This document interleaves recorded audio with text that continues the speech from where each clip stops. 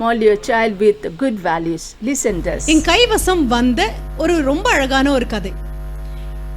இந்த கதையை உணர்ந்து தான் இதுக்கு முன்னால ஒரு தலைமுறை போச்சு. அந்த தலைமுறையை உங்களுக்கு ஞாபகப்படுத்துறதுக்காக தான் இந்த கதை. ஒரு ஃப்ளைட் கமாண்டர், விங் கமாண்டர், அவர் நின்றுட்டு இருக்காரு. அவருக்கு மிகப்பெரிய ஒரு பொறுப்பு. இது 2017 தொடர்புடைய கதையே இல்லை.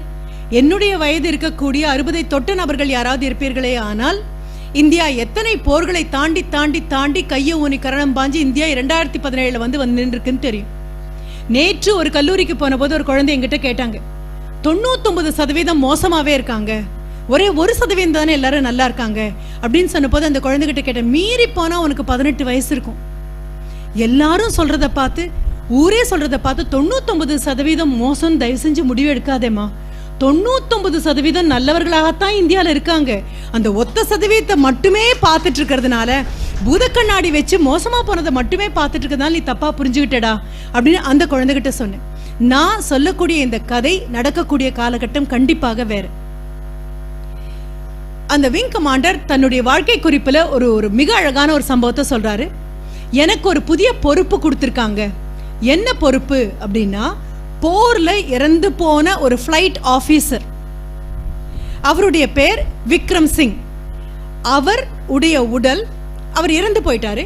காக்பிட்ல இருந்து அந்த விமானத்தினுடைய பற்றி எரிஞ்ச அந்த விமான ஓட்டி உட்கார்ற இடமான அந்த காக்பிட்ல இருந்து அவருடைய உடம்பினுடைய சிதைந்து போன ஏதோ ஒரு கிலோவோ 2 கிலோவோ சதையை மட்டும்தான் சுரண்டி இவங்களால எடுக்க முடிஞ்சிருக்கு. அதையும் அவருடைய சவப்பெட்டியில வச்சு, ஆனாலும் அந்த பெட்டிக்கு ஒரு கனம் வேணும் அப்படிங்கிறதுக்காக மண்ணையும் மரத்தூளையும் போட்டு நிரப்பி அந்த பெட்டியை தயாரா வச்சிருக்காங்க. என்ன அப்படின்னா, அவருடைய தகப்பனாருக்கு அவருக்கு செய்தி அனுப்பியாச்சு, நீங்க வரணும், வந்து இவங்களுக்கு கடைசியாக நடக்கக்கூடிய அந்த இறுதி என்னெல்லாம் சடங்குகள் செய்யணுமோ அதுல நீங்க பங்கெடுக்கணும்.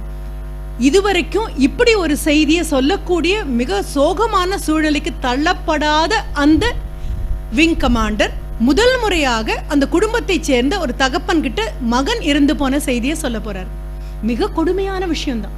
ஹெலிகாப்டர்ல அந்த தந்தை வந்து இறங்க போறாரு. மிக வயது போன ஒரு தந்தை. இங்க நின்றுட்டு இருக்கக்கூடிய இந்த விங் கமாண்டர் ரொம்ப யங்கான ஒரு மிக இளமையான ஒரு மனிதர். தன்னுடைய ஃபிளைட் ஆபீஸ்ல ஒருத்தருக்கு இந்த துர்மரணம் எங்க நடந்திருக்கு? போர் முகத்துல நடந்திருக்கு. சரி, பார்க்கறாரு. பார்த்தா 80 வயதான அந்த தந்தை ஹெலிகாப்டர்ல இருந்து அவரை கூட்டிட்டு இறக்கி கீழே கூட்டிட்டு வராங்க. வெள்ளையா ஒரு வேட்டி கட்டி இருக்கக்கூடிய ஒரு கிராமத்து ஒரு மனிதனுடைய எல்லா ஜாடையும் இருக்கக்கூடிய ஒரு நபர் வந்து இவர் முன்னால நிற்கும் போது இவர் மீண்டும் மீண்டும் எச்சல் கூட்டி மிடர் முழுங்கிக்கிறாரு. எப்படி நான் சொல்ல போறேன்?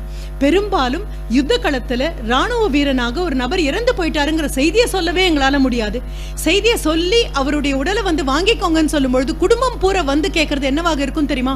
முகத்தை பார்க்கணும், அந்த குழந்தை முகத்தை பார்க்கணும் அப்படின்னு. இங்க கேட்டா காண்பிக்கிறதுக்கு ஒரு சில கிலோக்கள்ல இருக்கக்கூடிய சதை மட்டும்தான் இருக்கே தவிர, கடவுளே அவர் கேட்டுறக்கூடாது, இதை நான் எப்படி சமாளிக்க போறேன் அப்படின்னு இவர் நிற்கும் பொழுது அந்த 80 வயதான மிக சாதாரணமான கிராமத்தை சேர்ந்த ஒரு தந்தை, எந்த விதமான வசதியும் வாய்ப்பும் எதையும் பார்த்திராத ஒரு தந்தை வந்து நின்னு இந்த விங் கமாண்டர் கிட்ட கேட்கிறாரு, நான் என்ன பண்ணணும்?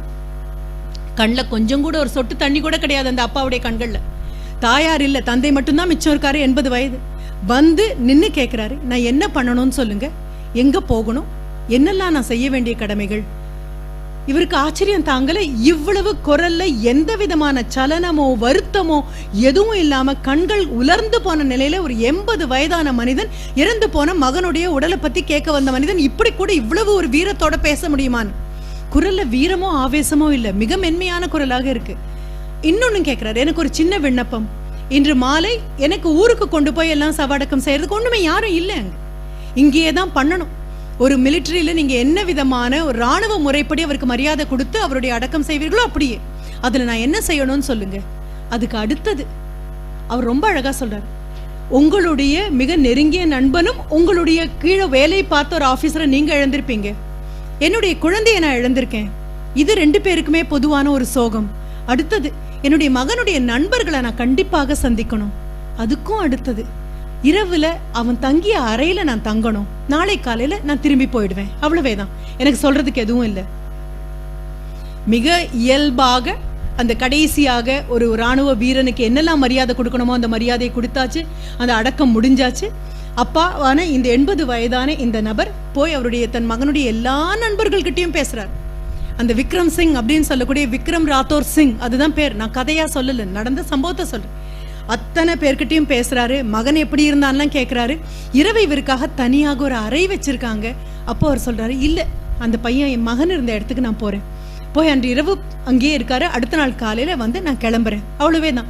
அடுத்தது இவரை கூட்டிட்டு போய் பக்கத்துல இருக்கக்கூடிய சிவில் விமான நிலையம் அங்க இருக்கக்கூடிய இடத்துல கூட்டாச்சு. அவர் கிளம்பி போனதுக்கு அப்புறம் இந்த கதையை நம்ம கிட்ட சொல்லிட்டு வரக்கூடிய அந்த விங் கமாண்டர் தன்னுடைய மேல இருக்கக்கூடிய அதிகாரி கிட்ட போய் சொல்றாரு, நிஜமா இப்படி ஒரு மனிதரை நான் வாழ்க்கையில பார்த்ததில்லை. எத்தனை ஒத்திகை பார்த்தேன் தெரியுமா? இப்படி ஒரு தந்தை வந்து நிற்கும் போது நான் எப்படி பதில் பேச போறேன் ரொம்ப அச்சப்பட்டேன். ஆனா அந்த மனிதர் எந்த முகமாற்றமும் இல்லாம, எது பத்தியுமே கவலைப்படாம, இவ்வளவு கிளீனா இவ்வளவு அழகா சொல்லி முடிச்சுட்டு கிளம்பி போயிட்டாரு. அப்படிங்கும் பொழுது இந்த விங் கமாண்டருக்கும் மேலே இருக்கக்கூடிய அதிகாரி சொல்றாரு, நீங்கெல்லாம் போர்ல இருக்கக்கூடிய ஒரு பெரிய வீரனை தானே பார்த்திருப்பீங்க. இன்னைக்கு வந்திருந்து போன அந்த தந்தை பேர் என்னன்னு தெரியுமா? 80 வயதான அந்த மிக பாமரனாக இந்தியால எங்க இருக்காருன்னு கூட தெரியாத, நாம யாரும் கண்டுகொள்ளாம போகக்கூடிய அந்த மனிதர் பேரு லக்ஷ்மண் ராத்தோர் சிங். இதுதான் அந்த அப்பாவோட பேரு.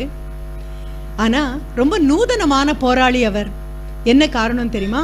3 மகன்களை பெற்றெடுத்தவர். முதல் மகன் கியான் சிங் அப்படின்னு பேரு. லடாக்ல, அதாவது நான் சொல்லக்கூடியது இந்தியாவுக்கும் சைனாவுக்கும் முதல்ல ஒரு போர் நடந்தது. இது எதுவுமே நமக்கு தெரியாது. வரலாறு அப்படின்னு நம்ம நினைக்கக்கூடியது எல்லாமே கோடிட்ட இடங்களை நிரப்பக்கூடிய வெறும் வார்த்தைகளாக மாறிப்போன துக்கம் தான் இந்த நாட்டினுடையது.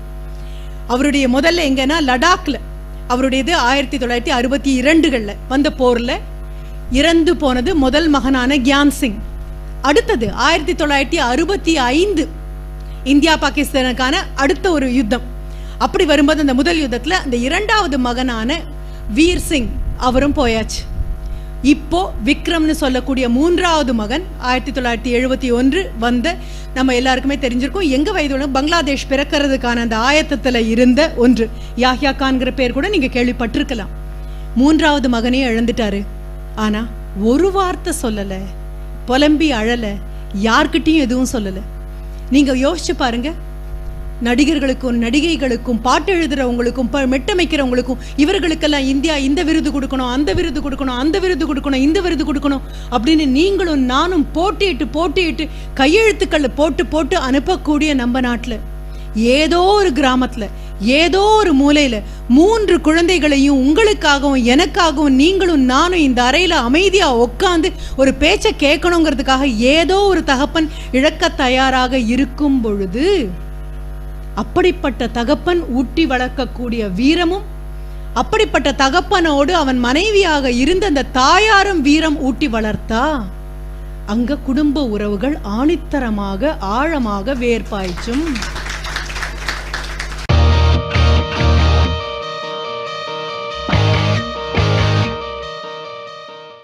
நீங்க எங்கிட்ட என்ன எதிர்பார்த்தீங்க, நான் உங்களை எங்க கூட்டிட்டு போறேன்னு யோசிச்சு பாருங்க. சொல்வாங்க, ஜப்பான்ல ஒரு குழந்தைய ஒரு அம்மா அடிக்கும் பொழுதெல்லாம் ஒரே ஒரு வரி சொல்லி அடிப்பாங்களாம். ஜப்பானுடைய பிரஜையா இருந்துட்டு உன்னால எப்படி இப்படி செய்ய போச்சு, ஜப்பானியனா இருந்து உன்னால எப்படி இப்படி செய்ய போச்சு. இப்ப திரும்பி வருவோம். என் குழந்தை என்கிட்ட அம்மான்னு பார்க்காம என்கிட்ட எகிரி சண்டை போடுது, மதிக்கவே மாட்டேங்கிறான் என் பையன், எனக்கு நான் என்ன சொன்னாலும் கேட்க மாட்டேங்கிறான் அப்படின்னு புலம்புறதை நிறுத்தலாம். அதற்கு ஒரு வயசு இருக்கு, அதை நான் சரின்னு சொல்லல. 13, 14, 15, 16, 17 இந்த வயதுக்குள்ள மீண்டும் நீங்க யாராவது போவீங்களான்னு உங்களை கேட்டா நீங்க போவீங்களோ எனக்கு தெரியாது. என்ன போவியான்னு கேட்டா நான் இந்த விளையாட்டுக்கு வரலன்னு ஓடி வந்துடுவேன். ஏன்னா அவ்வளவு அபாயகரமான ஒரு உலகத்தை உருவாக்கி குழந்தைங்க கிட்ட கொடுத்துருக்கோம். நாட்டை பத்தி நம்ம குழந்தைகிட்ட நம்ம பேசுறது இல்லை, வீட்டை பத்தி நம்ம குழந்தைகிட்ட நம்ம பேசுறது இல்லை, தகப்பன் பட்ட பாடுகளை பத்தி நம்ம பேசுறது இல்லை. தகப்பனுடைய தகப்பனோ தாயாருடைய தகப்பனோ குடும்பத்துல இருந்த பெரியவங்கள்லாம் எப்படியெல்லாம் வாழ்ந்தாங்கன்னு சொன்னதில்லை. ஏன் அவர்களுடைய பெயர் என்னன்னு கூட நம்ம குழந்தைக்கு நம்ம அறிமுகப்படுத்துறது இல்லை. ஒரு காலத்துல தாத்தாவுடைய பேரை பேரனுக்கும் பாட்டியுடைய பேரை பேத்திக்கும் வச்ச காலங்கள் உண்டு. அதை வாயை சொல்லி கூப்பிட கூச்சப்பட்டுக்கிட்டு ஏதோ ஒரு சின்ன பேரை சொல்லி அந்த குழந்தைங்களை விழித்ததெல்லாம் உண்டு. இவங்க ஜாடையிலேயே இருக்காங்களே, அவங்க ஜாடையிலேயே இருக்காங்களேன்னு தூக்கி தோல்ல வச்சு தெய்வம் மாதிரி பெரியவங்களை எல்லாம் கொண்டாடின காலம் உண்டு. என்ன எங்க வழி தவறி போச்சுன்னு தெரியாது. இதே நாட்டில இருந்துதான், இதே நம்ம கிட்ட இருந்துதான் ஒரு 50 வருடங்களுக்கு முன்னால அவ்வளோ பெரிய பேராளுமை பெற்ற தலைவர்கள் எல்லாம் இங்கிருந்து தான் வந்தாங்க. வானத்திலேருந்து ஆண்டவன் தூக்கி போடல, இங்கிருந்தே தான் வந்தாங்க. இதே மண்ணுக்குள்ளே இருந்தே தான் வந்தாங்க, நமக்கு நடுவுல இருந்தே தான் வந்தாங்க. திடீர்னு அத்தனை பேரும் காணாம போயிட்டாங்கன்னு நமக்கு என்ன ஆச்சுன்னு தான் நம்ம இப்ப பார்க்க ஆரம்பிக்கணும். ஆமாம், 13, 14, 15 18, 19 வயது வரைக்கும் கையை பிடிச்சா பிடிபடாம நழுவக்கூடிய குழந்தைகள் தான். நீங்க செய்ய வேண்டிய உதவி 13 வயசுல அந்த குழந்தைக்கு நீங்க இந்த குழந்தைய மாத்தி எடுக்கணும் அப்படின்னு பேராசைக்குள்ள இறங்குறதுக்கு முன்னால ஒண்ணு புரிஞ்சுக்கோங்க. எப்பவும் எங்கூட இருக்கக்கூடிய ஆசிரியர்கள் கிட்ட நான் சொல்லக்கூடியது, ஜெர்மனில தான் ஆசிரியர்களுக்கு இணையாக வேற யாருக்குமே அங்க சம்பளம் கிடையாதான். The most paid people in Germany happen to be teachers. ஆசிரியர்களுக்கு தான் அதிகமான சம்பளம். மருத்துவர்களும் பொறியியல் வல்லுநர்களும் விவசாயத்துல விஞ்ஞானிகளாக இருக்கக்கூடியவங்க அத்தனை பேரும் அதற்கு ஒரு ரெப்ரசன்டேஷன் கொடுத்தாங்க. எங்களுக்கும் ஆசிரியர்களுக்கு சமமாக வேணும் அப்படின்னு கேட்டபோது பதில் என்ன வந்துதான் தெரியுமா? உங்களை மருத்துவராகவும் பொறியியல் வல்லுநராகவும் விஞ்ஞானியாகவும் மாற்றி எடுத்த அந்த ஆசிரியர் அளவுக்கு எப்படி உங்களுக்கு சம்பளம் கொடுக்க முடியும் அப்படின்னு கேட்டாங்க. இப்போ இது 2-way டிராஃபிக். ஆசிரியராக இருக்கும் தகுதியை நான் அடைய வேண்டும், என்னை ஆசிரியர் மீண்டும் மீண்டும் சமுதாயம் எனக்கு சொல்லிட்டே இருக்கணும். வெறும் கல்லா கொண்டு போய் கோவில்ல பிரதிஷ்டை தான் பண்றோம். நீங்களும் நானும் கையெடுத்து கும்பிட்டு அர்ச்சனை பண்ணி மந்திரங்கள் ஓதி நாம தான் தெய்வத்திற்கும் சக்தி கொடுக்கிறோம். நாம கல்லா வச்சது ஒரு தெய்வமா மாறுறதுக்கு தெய்வத்தினுடைய சக்தி அல்ல, பக்தனுடைய பக்தி தான் தெய்வத்தை தெய்வமா மாத்தி காமிக்கிற மாதிரி சமுதாயத்தில் இருக்கக்கூடிய ஒவ்வொருத்தரையும் அவங்களா மாத்தி மாத்தி கொண்டு வரணும் அப்படின்னா ரொம்ப பெரிய விஷயம். அப்ப நான் ஆசிரியர்கள் கிட்ட சொல்வேன், ஆசிரியர் ஆவதற்கான பரிபூரணமான தகுதி இல்லைன்னா 10 விதமான கோணத்துல பார்த்தாலும் அப்பழுக்கில்லாத ஆசிரியராக ஆகக்கூடிய தகுதியில ஒரு மாற்று குறைந்தால் கூட தயவு செஞ்சு அந்த வேலைக்கு வந்துடாதீங்க. இதே விண்ணப்பத்தான் தாய் தகப்பனான உங்க முன்னாலேயும் வைக்கிறேன். கணவன் மனைவியா இருக்கிறதுக்கு ஒன்றும் பெரிய கஷ்டம் இல்லப்பா. ஒத்து போறது பாதி நாட்கள், சண்டை போடுறது மீதி நாட்கள் உண்டு. ஆமாம், நம்ம உடம்புலயே சொந்த அம்மா தான், தாய்மையை நம்ம கொண்டாடுறோம், எல்லாம் அழகா தான் இருக்கு. ஆனாலும் முதல் 3 மாசம் வயிற்றுக்குள்ள வந்த கருவை அந்த அம்மாவுடைய உடம்பு ஒத்துக்காது. கண்ணில் ஒரு சின்ன தூசி விழுந்தா கசக்கி கண்ணு வெளியில அனுப்புற மாதிரி வாந்தி எடுக்கும், வயிற்ற பெறட்டும், தலை சுத்தும். புதிதாக உடம்புக்குள்ள வந்த உயிரை ஒத்துக்க மாட்டேன் அந்த அம்மாவுடைய உடலும் மனசும் சொல்லும் பொழுது மனசு மீண்டும் மீண்டும் சொல்லும், இல்லை நீதானே அடுத்தது இதை பராமரிக்கணும், நீதானே இதை காப்பாற்றணும். பிறக்கிறது வெறும் குழந்தை மட்டும் இல்லை, நாங்கள் அப்படிதான் நினைச்சிட்டு இருக்கோம்.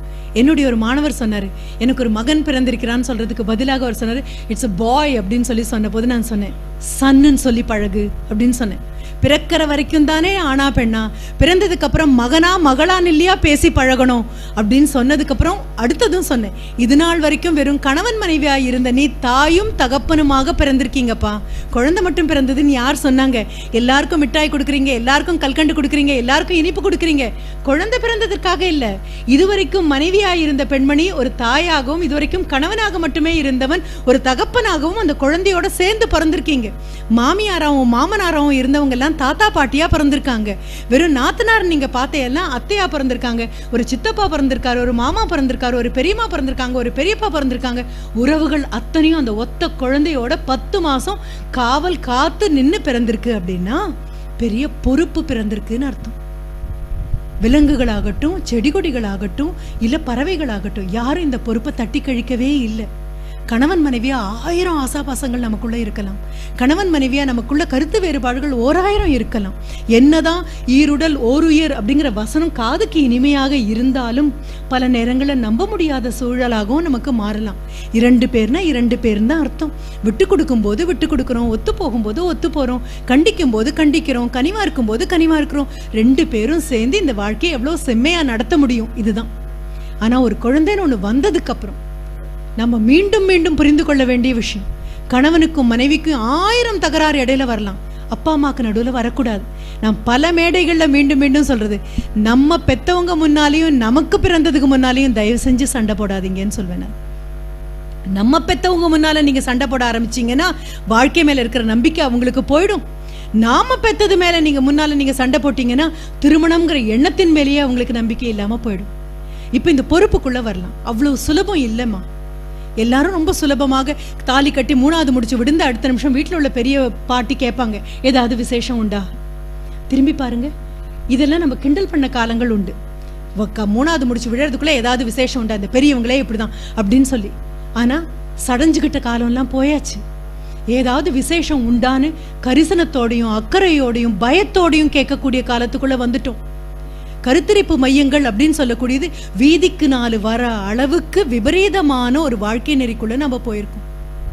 என்னுடைய மாணவிகளோ மாணவர்களோ இதை பத்தி பிரச்சனையா சொல்லும்பொழுது நான் என்ன சொல்வேன் தெரியுமா? அந்த குழந்தைங்கிட்ட, உன் கையில இருக்கக்கூடிய மொபைலையும் உன் கையில இருக்கக்கூடிய லேப்டாப்பையும் தயவு செஞ்சு எங்கேயாவது தூக்கி வீசிட்டு தொடர்பு எல்லைக்கு வெளியில நீங்க 2 பேரும் கண் காணாத தூரதேசம் போய் ஒரு 3 நாள் சந்தோஷமா இருந்துட்டு வாங்கடா. நீங்க விட்டுட்டு போனதுனால ஒண்ணு இங்க குடிமொழிக்கு போக போறதில்ல. ஐயோ நான் விட்டுட்டு போனா வியாபாரம் என்ன ஆகும்? பல நேரங்களில் 3 நாள் நம்ம இல்லை, 4 நாள் நம்ம இல்லைன்னா இன்னும் பல வாடிக்கையாளர்கள் அதிகமா வந்து சேர்ந்திருப்பாங்க. இது ஒரு சின்ன நினைப்பு தான். நான் விட்டுட்டு போனா என்ன ஆகும்? ஒரு அழகான நூதனமான ஒரு ஈகோனுடைய வெளிப்பாடு. மிக இயல்பாக ரொம்ப சுலபமாக குழந்தைங்க இறங்கிடுறாங்க. இந்த ஒரு பத்திரிகை கொடுத்து திரும்புறதுக்குள்ள அடுத்த நிமிஷம் விவாகரத்துன்னு இறங்குறாங்க. கல்வி கொடுத்தாச்சு. நம்ம இத்தனை பெண்களுக்கு கல்வி கொடுத்துட்டோம். ஒரு தனி பெண்ணுக்கு கல்வி கொடுத்தோம் அப்படின்னா குடும்பமே கல்வி கற்ற மாதிரி, ஆணுக்கு கல்வி கொடுத்தால் ஆண் மட்டுமே, பெண்ணுக்கு கொடுத்தால் குடும்பமே கற்றது அப்படின்னு சொன்னதை நம்பினோம். இத்தனை பெண்களுக்கு கொடுத்துருக்கோம். ஆனாலும் எல்லாரும் அச்சத்தோட வாழறோம்.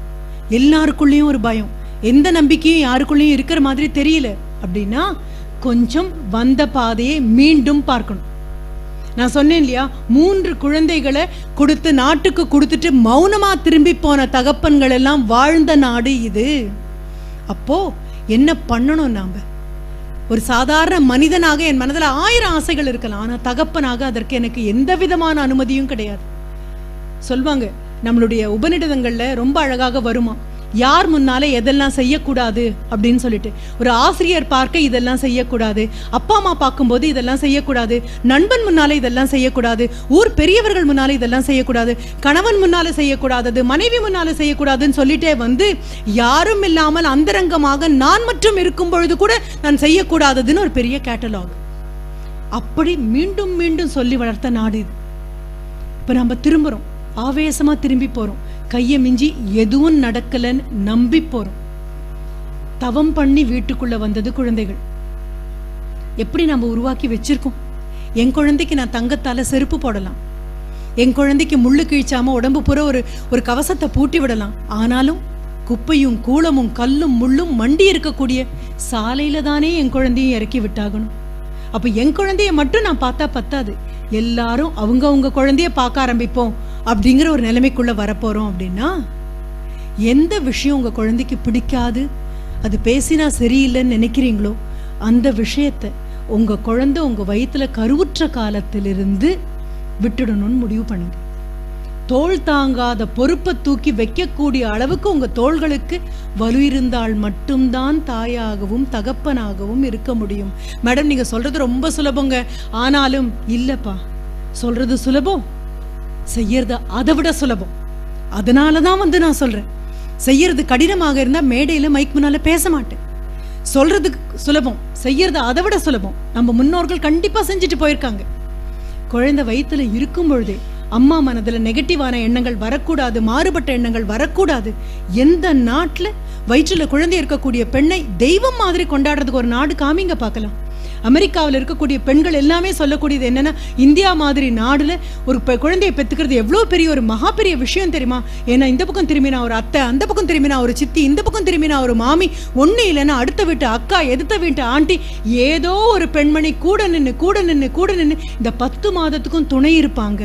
அது மட்டும் அல்ல, ஆண்களும் பக்கத்துல நின்று பார்த்து நீ நல்லதா பாட்டு கேளு, நல்ல சாப்பாடா சாப்பிடு, கை நிறைய வளையல் போட்டுக்கோ, நல்ல அழகான மருதாணி வச்சுக்கோ, தலை நிறைய பூ வச்சுக்கோ, சந்தோஷமாறு, நல்ல விஷயத்தை கேளு சொல்லி சொல்லி சொல்லி பிரகலாதன் கதை அப்படிங்கிறது வெறும் கதை இல்ல.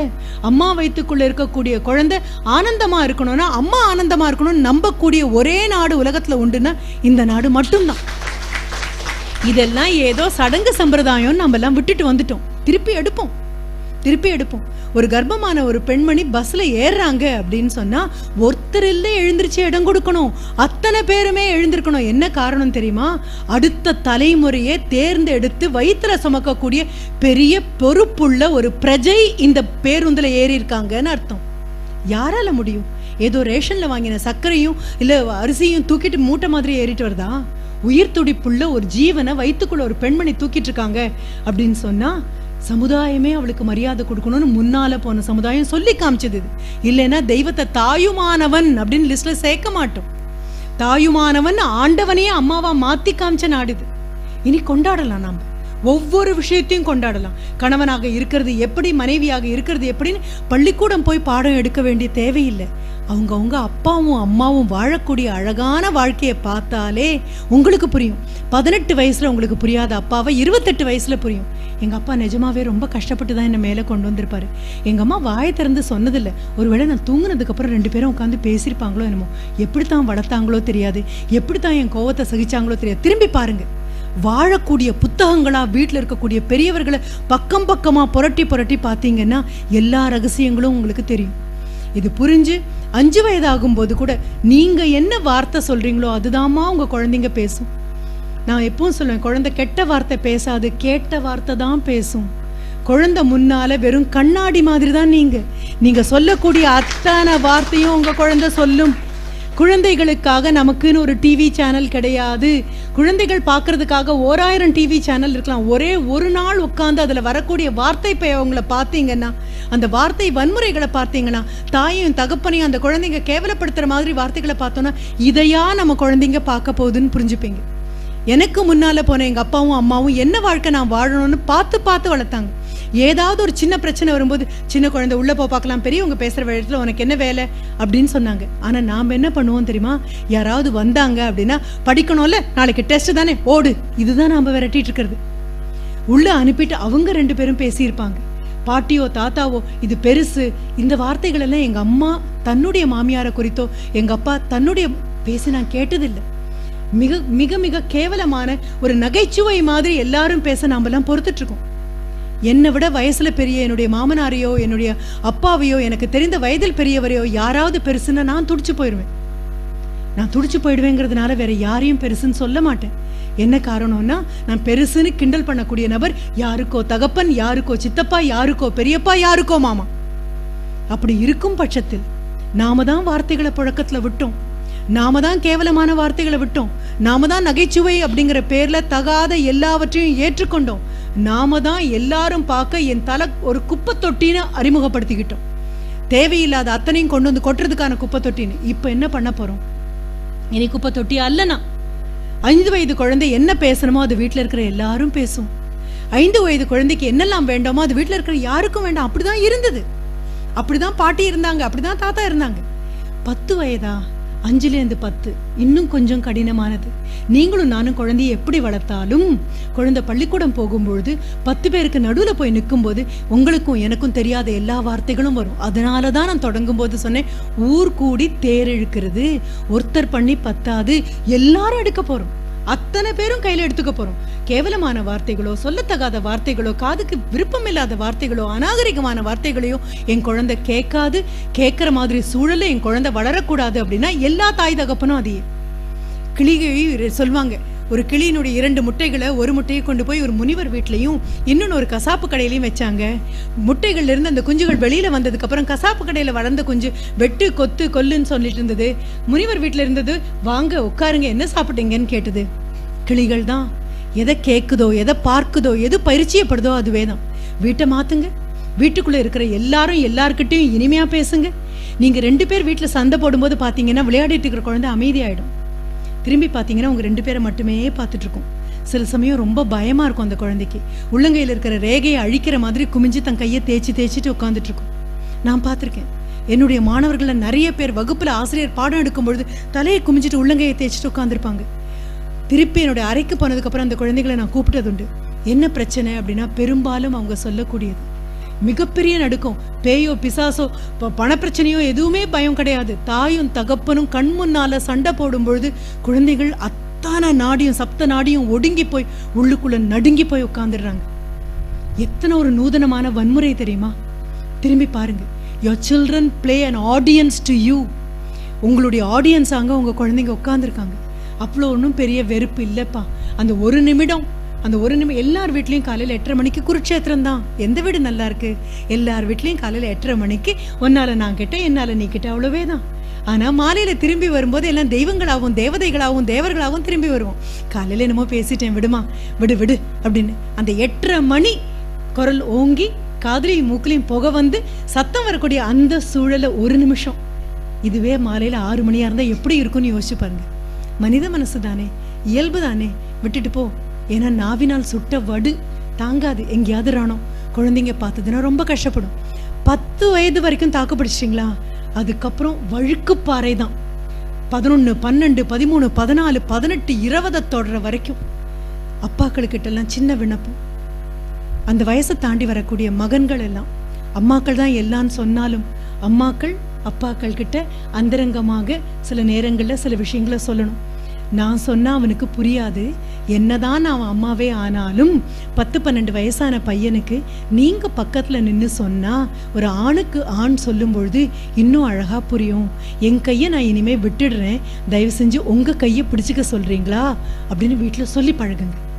இது என் பையன் அம்மா இழுக்கிற வரைக்கும் என்ன தலைகீழ நின்னாலும் அம்மாவால் அன்பு கொடுக்க முடியுமே தவிர அப்பாவோட கனிவும் கண்டிப்பும் சேர்ந்த ஒரு நன்னடத்தைய அம்மாவால கொடுக்கறதுங்கிறது 100% முடியாது. அதுவே தான் அப்பாக்களுக்கும்.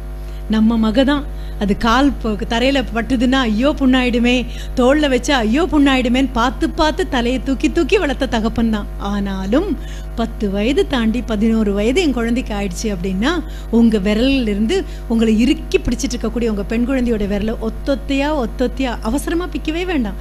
மெதுவா நிதானமா பூ விரிக்கிற மாதிரி எதழா எடுத்து கொண்டு போய் அம்மா கையில இறுக்கி பிடிச்சிட்டு சொல்லு, இனி அம்மா சொல்றதை கேட்பியான். அப்பா பார்த்துட்டே இருக்கேன், சரி அப்பாக்கள் கிட்ட மறுபடியும் வரேன். 12 to 18 எல்லாம் தாண்டி தான் வந்திருக்கோம். சின்ன அறையாக இருக்கிறதுனால அத்தனை பேரும் ஒரு குடும்பம் நம்ம ஒத்துக்கிட்டு தொடங்கிட்டு இருக்கிறதுனால இதுல அந்தரங்கங்கள் சத்தியமா கிடையாது. அந்தரங்கம் இல்லை இல்லையா? இப்ப சொல்றேன், 12 ஒரு 18 வயதுக்குள்ள பெண் குழந்தைங்க பெரியவங்க ஆனா கண்ணுக்கு தெரியும்பா. ஒரு பெண் பெரிய குழந்தைய ஆயிட்டான பார்த்தா தெரியும், வளர்ச்சியை பார்த்தா தெரியும். ஆனா அதே மாதிரி ஒரு வழுக்கு பாறையில சறுக்கக்கூடிய வழியில தான் ஆண் குழந்தைகளும் போறாங்க. நம்ம கவனிக்கிறது இல்லை. பார்க்க யாரோ ஒரு 10 வருஷம் கழிச்சு பார்த்தா அடடா என்ன இப்படி வளர்ந்துட்டேன், மீசையெல்லாம் வந்துருச்சு. திடீர்னு ஒரு நாள்ல இதெல்லாம் சம்பவிக்கல. ஒத்தொத்த நாளா இந்த நேரம் தான் ஆண் குழந்தைங்களுடைய மிக பலவீனமான நேரம். தந்தைகள் தயவு செஞ்சு பக்கத்துல போய் நில்லுங்க, தோளை இறுக்கி பிடிச்சுக்கோங்க. பயப்படாதே, அப்பா கூட இருக்கேன்னு சொல்லுங்க. எதுக்கு பயப்படாதேன்னு கூட நீங்க சொல்ல வேண்டாம். நான் படித்த ஒரு ரொம்ப அழகான சுவாரஸ்யமான ஒரு விஷயம், மிகப்பெரிய ஒரு எழுத்தாளர், அவருடைய மகன் அவர் கூட ஒரு கோவில்ல குளத்துக்கிட்ட இருந்து திரும்பி வரும்போது அந்த பையன் அண்ணாந்து பார்த்து அப்பா கிட்ட சொல்றான், இனி நான் வரலப்பா கோவிலுக்கு. ஏன்பா? இல்லப்பா, எல்லா பெண்களும் குளிச்சுட்டு எல்லாரும் வராங்க, எனக்கு அவங்களெல்லாம் பார்க்கும்போது மனசுல என்னெல்லாமோ தோணுதுப்பா, நான் வரலப்பா இனிமே அப்படின்னு. அந்த 13-14 வயது மகன். யார் இதெல்லாம் கடந்து வரல? நம்ம அத்தனை பேரும் கடந்து வந்திருக்கோம், ஆனா மறந்து போயிடும். அப்போ அந்த அப்பா, அந்த படைப்பாளர், அந்த எழுத்தாளர் குமிஞ்சு பையன்கிட்ட சொன்னதாக அந்த மகன் பின்னால சொல்றாரு, பயப்படாதே, 14, 15, 16 வயசுலாம் இப்படிதான் இருக்கும், அப்பா கூட இருக்கேன்ல, தைரியமாவா, தாண்டி வந்துடலாம். சொல்லுங்க, எத்தனை பேரால அவரவர் மகன்கிட்ட 8th standard, 7th standard, 9th standard இந்த குழந்தைங்க ரொம்ப பலவீனமான கண்ணி. அம்மாக்கு தெரியும், ஆண் குழந்தையோட முகத்தை பார்த்தா தெரியும், அதனுடைய கூச்சத்தை பார்த்தா தெரியும், அதனுடைய தயக்கத்தை பார்த்தா தெரியும். ஆனா தெரிஞ்சும் தெரியாம நடிக்கிறத விட்டுடலாம். நீங்களும் நானும் தெரிஞ்சும் தெரியாம இருக்கிற மாதிரி நடிக்கும் போதுதான் ஊடகங்களும் புத்தகங்களும் திரைப்படங்களும் நீங்களும் நானும் ஆக்கிரமிக்க வேண்டிய இடத்துல அவை வந்து ஆக்கிரமிச்சு குழந்தைங்களுக்கு என்னெல்லாம் தேவையில்லையோ அது அத்தனையும் அவங்க தலையில கொண்டு போய் கொட்டுறாங்க. 13 வயதும் 14 வயதும் 15 வயதும் ஆன குழந்தை கேவலமான பாடல் எழுத முடியும்னு நினைக்கிறீங்க? கேவலமான திரைப்படங்கள் எடுக்கிறாங்களா? நீங்களும் நானும் ஒன்னா உட்காந்து பார்க்க கூச்சப்படக்கூடிய காட்சிகளை அவங்களா திரையமைக்கிறாங்க. அவங்க கற்பனைக்குள்ளேயே வந்திருக்கு. நம்ம என்ன பண்ணிட்டோம்? நம்ம குழந்தைங்களை மிக பாதுகாப்பு இல்லாத கன்சியூமர் சொசைட்டியா மாத்திட்டோம்.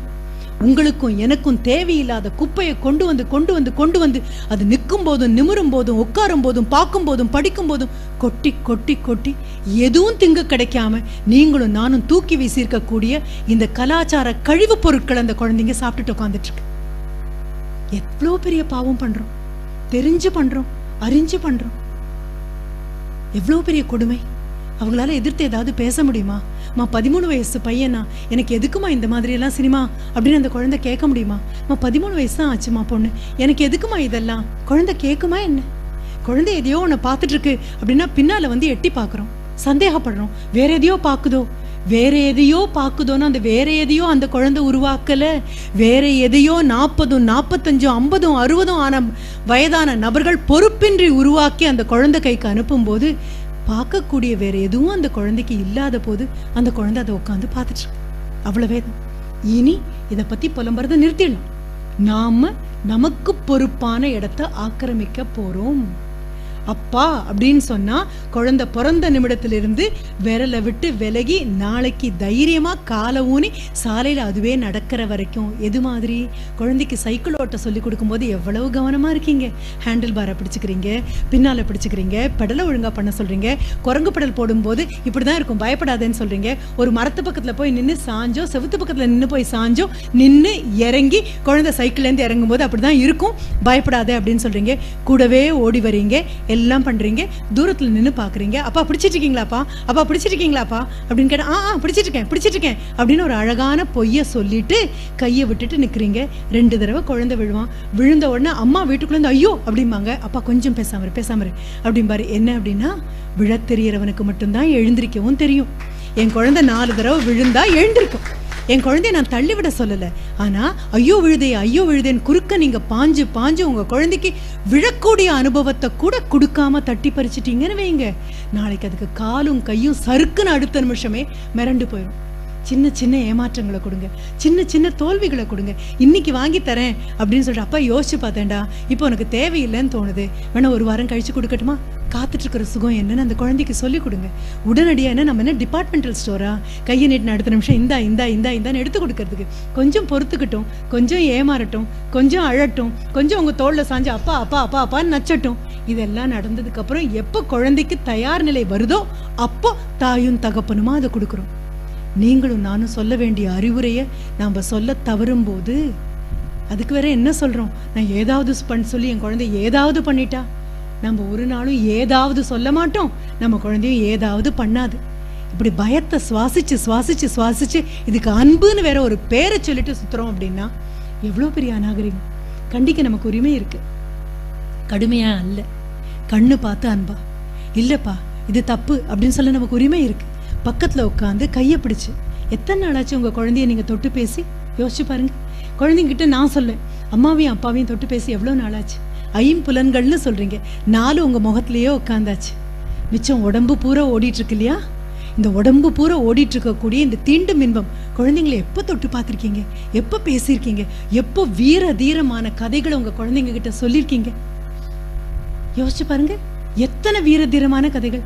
அப்பா விரலை பிடிச்சுக்கிட்டு ராத்திரி 10 மணிக்கு ஒரு மரத்தடியில போய் நம்ம நின்னதில்லை? அப்பாவும் அம்மாவும் நான் இருக்கும்போது பயப்படாதே அப்படின்னு சொன்னதில்லை? அம்மா இங்கேன்னு சொல்லலை, எனக்கு ஒரு டம்ளர் தண்ணி எடுத்துட்டு வா அப்படின்னு குடம் எடுக்கும்போது அம்மா நான் பார்த்துட்டே இருக்கேன், பயப்படாத. எத்தனை உரம் ஊட்டிய வாழ்க்கை அது, எத்தனை செழிப்பான வாழ்க்கை. எங்க விட்டு விலகி நாம நின்றுட்டோம். உங்களுக்கு ஆரம்பத்தில் அந்த இராணுவ வீரனுடைய கதை சொன்னேன் இல்லையா? அந்த 3 பேர் நம்ம திரும்பி வந்து நம்ம குழந்தைகளுக்கு பெரிய பெரிய கதைகள் சொல்றோம். அது அபிமன்யுவாக இருந்தாலும் சரி, கடினமாக உழைத்து உழைப்ப மட்டுமே வெற்றின்னு சொல்லிட்டு போன தலைமுறையை பத்தி சொல்றோம். வெற்றி அடைந்த நபர்களை நீங்களும் நானும் அடையாளம் காட்ட வேண்டிய அவசியம் இல்லை. எவரெஸ்ட்ல ஏறின நபர்களை அடையாளம் காட்ட வேண்டிய அவசியம் இல்லை. எவரெஸ்ட்ல ஏறணும்னு நினைச்சு ஏறுறதுக்கு 1 அடி எவரெஸ்ட் தொடறதுக்கு முன்னால நின்று போன நபர்களும் வெற்றி அடைந்தவர்கள் தான்.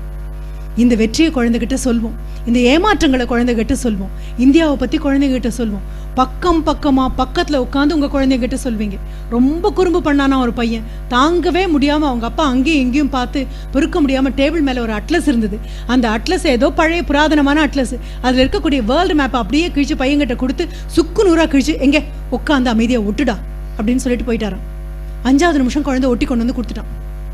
அவ்வளவேதான். என்ன அப்படின்னு சொன்னா, அந்த பழைய அட்லஸ்ல ஒரு பக்கம் வேர்ல்டு மேப் இருக்கு, பின்பக்கம் அந்த பையன் மறக்காம ஏதோ ஒரு ஆளுடைய படத்தை அவனுக்கு தெரிஞ்ச மாதிரி கிறுக்கி வரைஞ்சிருக்கான். வேர்ல்டு மேப்ல இருக்கக்கூடிய ஒவ்வொரு இடத்தையும் அவனுக்கு ஒட்ட தெரியாது, ஆனா ஒரு மனிதனுடைய உடம்புல உறுப்புகள் எங்கன்னு ஒட்ட முடியும். உங்களுக்கு எனக்கும் தெரிய வேண்டியது அதுதான். கையை மிஞ்சி போகலை. நம்ம போகிறோம், திரும்பி வீட்டுக்கு போகிறோம், சந்தோஷமாக உட்காந்து சாப்பிட்றோம். அம்மாவை அறிமுகப்படுத்தும் போது அப்பா பெருமையா, அதுதான் பாரதி சொல்லுவான், எந்தையும் தாயும் மகிழ்ந்து குலாவி இருந்தது மின்னாடு. தாயும் தகப்பனும் சந்தோஷமாக ஒருத்தர் பார்த்து சிரிச்சு பெருமையாக, இது என் கணவன் அப்படிங்கிற பெருமையோட அந்த மனைவியும், இது என் மனைவிங்கிற பெருமையோட, ஜோக்குக்காக கூட கிண்டலுக்காக கூட தன்னுடைய வாழ்க்கை துணைவியை பற்றி கேவலமாகவோ கிண்டலாகவோ பேசாத பேராண்மையோட ஆண்களும், ஒரு ஜோக்குக்காக கூட 4 பேர்கிட்ட புரியணும், அவங்க சிரிக்கணுங்கிற நக்கலாக கூட தன் கணவனை விட்டு கொடுக்காத பெருங்கருணையோட பெண்களும். ஒன்று பெருங்கருணை, இன்னொன்று பேராண்மை. இவங்க தாயும் தகப்பனா மாறும்போது அப்பாவை பார்த்துப்படி, அப்பாவை பார்த்துப்படி அப்படின்னு சொல்லக்கூடிய அம்மா, உங்க அம்மாட்ட கேள்டா எத்தனை நல்ல மனுஷி தெரியுமா அப்படின்னு சொல்லக்கூடிய கணவன். மனைவி கிட்ட நல்ல குணங்கள் இருக்கும் பொழுது குழந்தைங்க முன்னால வச்சு மனைவியுடைய தாய் தகப்பனை பாராட்டி பேசக்கூடிய கணவன். கணவன் கிட்ட நல்ல குணங்களை பார்க்கும் பொழுது குழந்தைங்க முன்னால வச்சு கணவனுடைய தாய் தகப்பனை பாராட்டி பேசக்கூடிய பெண்மணி. இது எல்லாமே நாம ஏதோ மூட பழக்க வழக்கம் நினைச்சு விட்டுட்டோம். இல்ல, வீட்டு வாசல்ல போடுற கோலம் எவ்வளவு நேர்த்தியானதோ அதை விட நேர்த்தியானது மனதுல போட வேண்டிய உறவுகளுக்கான கோலம். மறக்காம அந்த கோலங்களை செப்பனிடும். எதுவும் நம்ம கைமிஞ்சி போகல. யாராவது யாரை பத்தியாவது கிண்டலாக ஒரு பெண்ணை பத்தி பேசும்பொழுது அதற்கு கொஞ்சம் கூட கரம் மசாலாலாம் சேர்த்து, ஓஹோ அப்படியா அப்படின்னு வம்பு பேசுறது நிறுத்திடுவோம். எந்த நாட்டில் வம்பு இல்லையோ அந்த நாட்டில் காற்று சுத்தமாக இருக்கும். அந்த நாட்டினுடைய காற்று அவ்வளோ சுத்தமாக இருக்கும். வம்பு ஜீவிக்க வம்பு தானே நம்ம சுவாசிக்கிறோம். இப்போ அவங்க வீட்டில் என்னாச்சு, இவங்க வீட்டில் என்னாச்சு, கொஞ்ச நாளைக்கு உங்களுடைய தொலைக்காட்சி பெட்டிக்கெல்லாம் ஓய்வு கொடுங்க. ஏதோ ஒரு அறைக்குள்ள ஒரு 100 நாள் இத்தனை பேரை போட்டு அடைச்சு அதை எட்டி பார்க்கறது, அடுத்த வீட்டு விஷயத்தை எட்டி பார்க்கறது அநாகரிகம் இல்லையா? எத்தனை கேமராக்கள் வச்சிருந்தா தான் என்ன? நம்ம வீட்டில் அப்படி இருந்தால் எவ்வளோ கூச்சமாக இருக்கும். அந்தரங்கத்தை எட்டி பார்க்கக்கூடாது. சொல்லுங்க, குழந்தைங்களுக்கு சொல்லுங்க, சிச்சி இதெல்லாம் தப்புடாமா, கூச்சமான விஷயம் இல்லை அப்படின்னு அம்மாவும் அப்பாவும் கூச்சப்பட்டு தலையை குமிஞ்சாலே குழந்தைக்கு தெரியும், ஓஹோ இது தவறு அப்படின்னு. நீங்கள் சொல்லுங்க, நீங்கள் சொல்கிறத உங்கள் குழந்தைங்க கேட்கும். அதுக்கப்புறம் இன்னி எண்ணி ஒரு 10 வருஷம் கழிச்சு இந்த சிக்கலோ சிடுக்கோ இல்லாது. ஆனால் சின்ன சின்ன சிக்கல் சிடுக்கு வரும், இல்லைன்னு நான் சொல்லவே இல்லை. பொறுத்து போங்க. ரொம்ப கடினமான வாழ்க்கை சூழலை தாண்டி வராங்க. 13, 14, 15, 16 சாதாரணமான வயசு இல்லை. ஊடகங்களும் அவங்கள சுற்றி இருக்கிறவங்களும் எத்தனை வன்கொடுமைக்குள்ள அவங்கள ஆளாக்குறாங்கன்னா ரொம்ப கடினமானது. மாலையில் திரும்பி வரும்போது குழந்தையோட டிஃபன் பாக்ஸில் வச்ச சாப்பாடு அப்படியே 2 நாளாக இருக்குன்னா நீங்களும் உங்கள் கணவரும் உட்காந்து பேசுறதுக்காச்சுன்னு அர்த்தம். திரும்பி வரக்கூடிய மகன் ஓடி போய் ரூமில் வந்து கதவை அரைஞ்சு சாத்திக்கிறான், என்ன சொன்னாலும் சில்லு சில்லு சில்லு சில்லுன்னு விடுறான் அப்படின்னா அவன் உடல் மொழி ஆரோக்கியமாக இல்லை அப்படின்னா நீங்களும் உங்களுடைய மனைவியும் உட்காந்து பேசுகிற நாளாச்சு. உட்காந்து பேசுங்க. அடுத்த வீட்டு குழந்தைக்காகவா, அவங்க உங்கள் குழந்தைக்காக. அது போக நாட்டுப்பற்ற தயவு செஞ்சு குழந்தைக்கு ஊட்டுற சாப்பாடோட ஊட்டி கொடுங்க. எவ்வளோ பெரிய நாடு தெரியுமான்னு சொல்லுங்க. வெறும் நெகட்டிவாக இல்லாததெல்லாம் ஊதி ஊதி பெருசு பண்ணுறதை விட்டுட்டு நல்ல விஷயங்களை குழந்தைங்களுக்கு சொல்லிக் கொடுங்க. உங்களுக்கு தெரியும், உங்கள் அப்பா அம்மா சொல்லி கொடுத்தாங்க, நீங்கள் சொல்லிக் கொடுக்க போகிறீங்க. உள்ளங்கையில் வச்சு இதுக்கு எத்திக்கல் லெகசின்னு சொல்லுவோம், அறம் சார் உயில். எங்கள் அப்பா யார் தெரியுமா, எங்கள் அம்மா யார் தெரியுமா அப்படின்னு அண்ணாந்து உங்கள் குழந்தை பார்க்கணுன்னா அண்ணாந்து போகக்கூடிய அந்த உயரத்துக்கு போங்க. நல்லதை படின்னு சொல்லுங்க. நீங்கள் சொல்கிற கதைகள் தான். வீட்டுக்கு போய் இந்த சனி ஞாயிறில் ஒரு அழகான ஒரு ஹோம்ஒர்க்கும் நான் கொடுத்துட்டு விலகிறேன். என்ன ஹோம்ஒர்க் தெரியுமா? ஒவ்வொரு வீட்லேயும் உங்களுடைய ஃபேமிலி ட்ரீ, குடும்ப மரம் என்ன தெரியுமா? யாரு அம்மாவும் அப்பாவும் நடுவில் இருக்கிறதாச்சா? இந்த வேர்கள் என்னன்னு பாருங்க, எங்கிருந்து இந்த மரம் வந்ததுன்னு பாருங்க. தாத்தா பேர் என்ன, தாத்தாவோட தாத்தா பேர் என்ன, அவுரங்கசீப்பினுடைய அப்பா பேர் என்னவாக இருந்தால் உங்களுக்கும் எனக்கும் என்ன? என்னெல்லாம் நம்ம வரலாறாக படிக்கிறோம், எதெல்லாம் நம்ம கேட்குறோம். நம்ம குழந்தையுடைய தாத்தா பேர் என்ன, கொள்ளு தாத்தன் பேர் என்ன, சித்தப்பன் பேர் என்ன, மாமா பேர் என்ன, ஒன்று விட்டு அண்ணன் பேர் என்ன சொல்ல வேண்டாமா? நாம் என்ன பனைமரங்களா, தென்னை மரங்களா, வாழை மரங்களா, பாக்கு மரங்களா? தனிமரம் தோப்பாகாதுன்னு சொல்றதுக்கு நம்ம ஒத்தத்துறோம் ஆலமரம் இல்லையா? ஆலமரம் தனிமரமும் தோப்பு தானே. ஒவ்வொரு குடும்பமும் ஆலமரம். போகிறோம் 10 விரலாலையும் குழந்தைய அரவணைச்சு எடுத்துக்கிறோம். சொல்கிறோம், எனக்கு கிடைக்காத பெரிய சொத்து நீ, என்னால் முடிஞ்ச எல்லாவற்றையும் நான் உனக்காக செய்கிறேன்.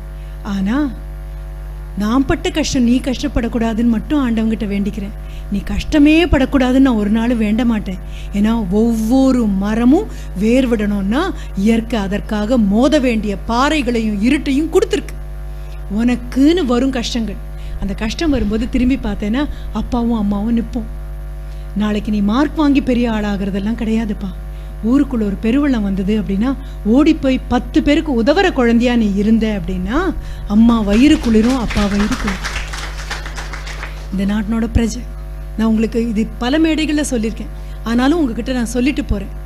ஒரு பெருவெள்ளம் சென்னையில் வந்தபோது ஓடி ஓடி எல்லாருக்கும் உதவுனது எல்லாம் 200க்கு 200 வாங்கின குழந்தைகள் இல்லைப்பா. நீங்களும் நானும் ஞாயிற்றுக்கிழமை சும்மா உட்கார வேண்டியதானே அப்படின்னு சொன்னால் மாட்டேன்னு வீம்புக்கு அடித்து தள்ளிட்டு ஓடுற குழந்தை இருக்குல்ல.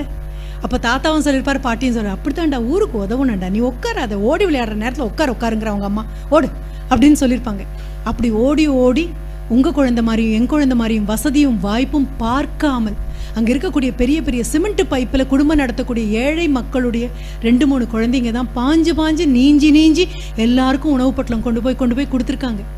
கடைசியில் மாடியில் நின்று ஐயோ எனக்கு முடியலையேன்னு கூவின பெரிய பெரிய நபர்களுடைய குழந்தைகளுக்கெல்லாம் கொண்டு போய் கொடுத்துருக்காங்க. அப்படி கொடுத்த போது அவங்கள கூப்பிட்டு அந்த 3 குழந்தைங்களையும் கூப்பிட்டு கேட்டாங்க, ஏண்டா உங்களுக்கு பசிக்கலையா, உங்களுக்கும் சாப்பாடு கொடுக்குறோம், நீ கொண்டு போய் அங்கே கொடுத்துட்ருக்க அப்படின்ன போது அந்த 3 குழந்தைங்களும் என்ன சொன்னாங்க தெரியுமா? நம்ம குழந்தை சொல்லுமான்னு தெரியல, ஆனால் நான் சொன்னேன் இந்த 3 இராணுவ வீரனுடைய அப்பா அந்த மாதிரி போர் வீரம் உள்ள 3 சின்ன குழந்தைங்க, வீரம்னு கூட அவங்களுக்கு தெரியாது. அந்த குழந்தைங்க சொன்னது, எங்களுக்கெல்லாம் பசி பழக்கம், அவனுக்கெல்லாம் பசி தாங்க மாட்டானுங்க, ஆனால் தான் கொண்டு போய் கொடுத்துட்ருக்கேன். சொல்லுங்க, உங்கள் குழந்தைங்கள கூட்டிகிட்டு போங்க, உங்கள் குழந்தைங்கள உணவு வேஸ்ட் பண்ணக்கூடாதுன்னு சொல்லுங்கள். தயவு செஞ்சு இது மறுபடியும் நான் சொல்கிறேன், பிறந்த நாள் சந்தோஷமாக கொண்டாடுங்க, ஆனால் ஆர்ஃபனேஜுங்கிற அனாதை இல்லத்தில் தயவு செஞ்சு போய் கொண்டாடாதீங்க. புரிஞ்சுக்கோங்க, அங்கே இருக்கக்கூடிய குழந்தைகளுக்கு பிறந்த நாளும் கிடையாது, கொண்டாட பெற்றவர்களும் கிடையாது. நீங்களும் நானும் கொண்டாடி முடித்து திரும்பி வரும்பொழுது குழந்தைங்களுக்கெல்லாம் சாப்பாடு கொடுத்தோன்னு பெருமிதம் இருக்கலாம். எப்போவுமே கொடுக்குறவனுக்கு கொஞ்சம் கர்வம் ஜாஸ்தி தான், வாங்குறவனுக்கு கூச்சம் கொஞ்சம் அதிகம் தான். அந்த குழந்தைகளுக்கான உணவுக்கான செலவை நீங்கள் அன்றைக்கி கொடுத்துருக்கலாம். நாம் போய் உட்காந்து நம்ம குழந்தை பார்க்க அத்தனை பேருக்கும் பரிமாறி திரும்பி வந்து அடுத்த நாள் நம்ம குழந்தை மறக்காமல் பள்ளிக்கூடத்தில் போய் சொல்லும், நாங்கள் ஒரு இல்லத்தில் போய் எல்லாருக்கும் சாப்பாடு போட்டோம். கேவலமான கர்வம் வந்துடாமல் பார்த்துக்கோங்க. சரி, அதுக்கு அடுத்து என்ன பண்ணணும்? நாம் மிக நுணுக்கமான விஷயம், இதெல்லாம் தெரியாமல் தானே நம்ம பண்ணுறோம், அறியாமல் தானே போய் பண்ணுறோம். என் குழந்தை பிறந்த நாளைக்கு எல்லாருக்கும் சாப்பாடு போட்டேன், இதை விட பெரிய சாப்பாடு போட்ட நாட்டில் இருக்கோம் நம்ம. ஏதோ இப்போ எண்ணி பார்த்து இல்லங்களுக்கு போயிட்டுருக்கோம். அடுத்தது, எப்பொழுதுமே விளக்கை ஏற்றி வச்சு பிறந்த நாள் கொண்டாடுற கலாச்சாரம் உள்ளவங்க நாம். ஊதி அணைச்சி இருட்டை கொண்டாடுற ஆட்கள் இல்லை நாம். அது நான் என்ன சொல்ல வரேன்னு உங்களுக்கு புரியும். அதுக்கும் அடுத்தது, குழந்தைக்கு பிறந்த நாள் அப்படின்னா உட்கார வச்சு வீட்டில் இருக்கிறவங்க எல்லாம் அதுக்கு தலையில் அரிசி போட்டு ஆசீர்வாதம் பண்ணி, அடுத்த வீட்டு ஆண்டி பக்கத்து வீட்டு ஆண்டி அம்மா அப்பா தெரிஞ்ச அத்தனை பேரும் தலையில் அரிசி போட்டு ஆசீர்வாதம் பண்ணுவாங்க. மிக அழகான கலாச்சாரம். குழந்தை எல்லார் காலையும் தொடும், எல்லாரும் சேர்ந்து ஆசீர்வதிப்போம். எந்த காரியத்திற்காகவும் காலத்தொடல அந்த குழந்தை நம்ம அத்தனை பேர் அனுபவத்தையும் ஆனந்தத்தையும் வச்சு வாழ்வாங்கு வாழணும்னு நம்ம ஆசீர்வதிப்போம். அடுத்தது, கோவில் ஒரு பூஜையாக இருக்கலாம், அல்லது நீங்கள் சர்ச்சுக்கு போகிறீங்களா அங்கே ஒரு பூஜையாக இருக்கலாம். குழந்தைக்காக நமாஸ் அதிகமாக நம்ம இன்னும் 2 தடவை கூட தொழுகை பண்ணலாம். எல்லாரும் நல்லா இருக்கணும் அந்த குழந்தைக்கு சொல்லிக் கொடுப்போம். குழந்தையோட பேரை எழுதி அந்த கேக்கை வெட்டுற பழக்கத்துலேருந்து வெளியில் வந்துடலாம். எதுவும் வெட்டுப்படுறதுக்காக நம்ம இல்லவே இல்லை, எல்லாம் சேர்றது தான். அடுத்தது, இந்த குழந்தைங்க என்ன பண்ணிடுது தெரியுமா? இந்த கலாச்சாரம் போதை மாற மாற மாற ஊடகங்கள்லையும் திரைப்படங்கள்லையும் பார்த்த காட்சியில் மிளக அழகான அந்த கேக் எடுத்து ஒருத்தர் முகத்தில் ஒருத்தர் பூசிக்கிட்டு கொண்டாடுறதாக நம்ம ஒரு காட்சியை பார்க்குறோம். நமக்கு கட்டுப்படி ஆகும்னு நினைக்கிறீங்க நீங்கள்? உணவுப் பொருளை முகத்தில் பூசிட்டு அதுக்கு நாகரிகம்னு சொல்கிற அளவுக்கு இந்தியா எப்படி அநாகரிகமாக போச்சு? அந்த ஒரு கேக்கை உருவாக்குற அந்த நபருக்கு கூட தன் குழந்தைக்கு அவ்வளவு விலை மதிப்பு வாய்ந்த கேக்கை அவருக்கு கொடுக்க முடியாது. குழந்தைகிட்ட சொல்லுங்க, உணவுங்கிறது சாப்பிட்றதுக்கு. எந்த நாட்டில் உழவுக்கும் தொழிலுக்கும் வந்தனை செய்வோமோ அந்த நாட்டில் ஆணி வேராக கலாச்சாரம் பரவும். அடையாளம் காட்டுங்க. நீங்களும் நானும் சந்தோஷமா இருக்கிறதுக்காக ஊர் எல்லையில எல்லை காவல் தெய்வங்கள் மாதிரி யார் பெத்த பையனோ, யாருடைய கணவனோ, யாருடைய காதலனோ, யாருடைய மகனோ, யாருடைய சித்தப்பாவோ, யாருடைய பெரியப்பாவோ எல்லை தெய்வங்கள் மாதிரி மதுரை வீரன் சாமி மாதிரி உட்கார்ந்து இருக்கிறதுல தாண்டா நாம்பெல்லாம் வீட்டுக்குள்ள சந்தோஷமா இருக்கும். அறிமுகப்படுத்துங்க. காவல்துறையை அப்படி அறிமுகப்படுத்துங்க. ஒவ்வொருத்தரையும் பெருமையை அறிமுகப்படுத்துங்க. யாரையும் கீழ்த்தரமா பேசி மட்டும் சொல்லிடாதீங்க. அதே மாதிரி குழந்தைகிட்ட அரிசி எங்கேருந்து வருதுன்னு கேளுங்க. டிபார்ட்மெண்டல் ஸ்டோரில் இருந்து வருதுன்னு சொல்லக்கூடாது. உழவுனா என்னன்னு தெரியணும், சேருனா என்னன்னு தெரியணும், கால் புதஞ்சு அதில் இறங்குறதுனா என்னன்னு தெரியணும். உழவன் கணக்கு பார்த்தா உழக்கு நெல்லு கூட அவன் வீட்டுக்கு மிஞ்சாதுங்கிற கணக்கு குழந்தைக்கு தெரியணும். ஆரோக்கியமாக வழங்கப்பா. அதற்கப்புறம் நம்ம ஆர்ப்பாட்டங்கள் எதுவுமே தேவையில்லாமல் போயிடும். நிதானமாக திரும்பி போகலாம், அரவணைச்சிக்கலாம். கிடைக்காம கிடைச்ச இந்த வாழ்க்கையை கொண்டாடி கொண்டாடி வாழலாம். எல்லா தினங்களுமே கொண்டாட்ட தினங்களாக இருக்கும். எல்லா தினங்களுமே அனுபவ தினங்களாக இருக்கும். எல்லா தினங்களுமே சந்தோஷமான தினங்களாக இருக்கும். நன்றி, வணக்கம்.